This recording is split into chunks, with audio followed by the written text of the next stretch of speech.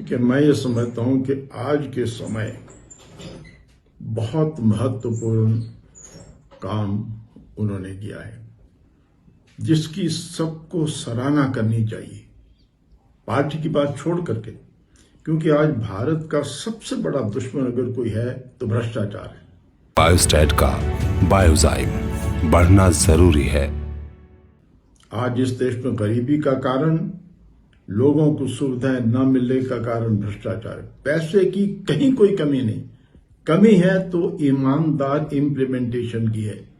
ऐसे समय में एक मुख्यमंत्री का अपनी पार्टी के ही एक मंत्री को भ्रष्टाचार के मामले पर हटाना ही नहीं, पुलिस के हवाले करना अत्यंत प्रशंसनीय है। मैं उसकी बहुत प्रशंसा करता हूं और मैं भगवत मान जी को इस बात की बहुत बहुत बधाई देता हूं। ऐसे कदम जो पंजाब के मुख्यमंत्री ने लिए, आपको क्या लगता है कि पॉलिटिकल के अलावा आम जनता पे क्या प्रभाव पड़ेगा?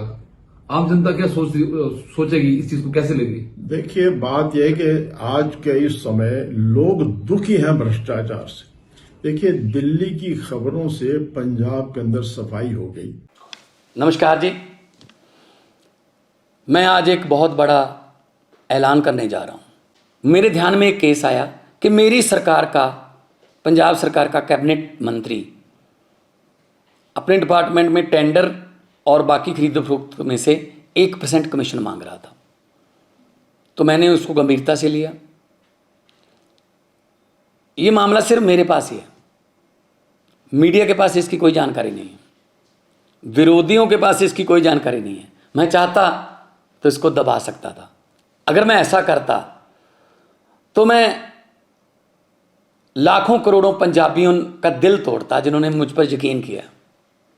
तो मैं अपनी पार्टी की जो विचारधारा है उसके भी खिलाफ होता। और मैं एक्शन लेने जा रहा हूं। उस मंत्री का नाम है डॉक्टर विजय सिंगला, जो कि सेहत मंत्री पंजाब में कैबिनेट में थे। जब मैंने उनको ये सबूत दिखाए तो उन्होंने अपना गुनाह कबूल भी किया। तो हम चाहे अपने हों चाहे बेगाने हों, जीरो टॉलरेंस है हमारी रिश्वतखोरी के खिलाफ। मैं सबको कहना चाहता हूं कि अब सिस्टम बदल गया है। चाहे आप अफसर हो, चाहे पंजाब में किसी राजनीतिक पद पर हो, चाहे विपक्ष में हो, चाहे सरकार में हो, अब सिस्टम बदल गया है। अब 1 रुपए की भी हेरा फेरी नहीं चलेगी। हम 1%, लोगों का 1% पैसा भी बचाएंगे। लोगों की जेबों पर डाका नहीं डलने देंगे। और ये इतिहास में दूसरी बार हो रहा है। 75 साल इतिहास हो गया देश का, आज़ादी को बाद 75 साल हो गए। ये दूसरी बार हो रहा है इतिहास में।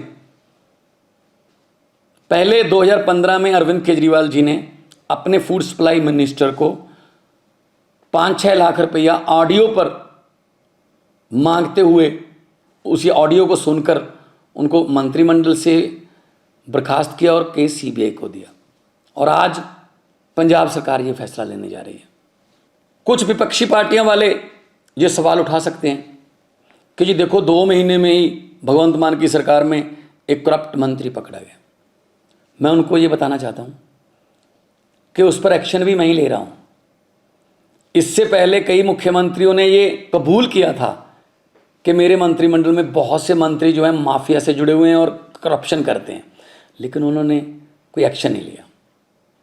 लेकिन आम आदमी पार्टी कट्टर ईमानदार पार्टी है।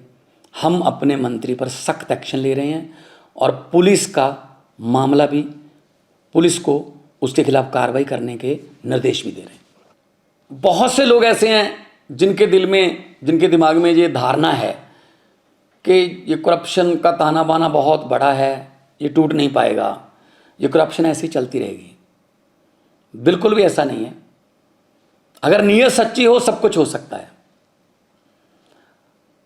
अरविंद केजरीवाल जैसे भारत मां के सपूत हों, जिन्होंने पार्टी ही एंटी करप्शन मूवमेंट से निकलकर बनाई, और उनके साथ मेरे जैसे हजारों वतनप्रस्त सिपाही हों, तो ये देश बदल सकता है।